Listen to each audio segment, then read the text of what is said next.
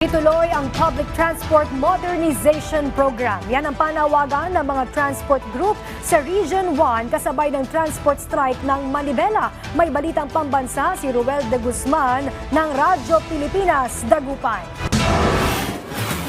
Modernisasyon, walang makakahadlang.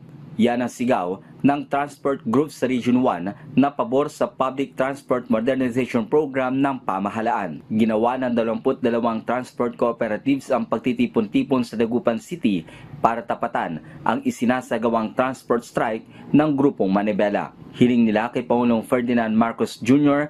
ituloy ang pagpapatupad ng PTMP. Hindi po kami mahadlangan na kung sino man na gawing modernisado itong aming rehiyon. Hiling namin sa gobyerno at namamahala sa PTMP na ipagpatuloy ito at huwag ipagpaliban ng mga minority.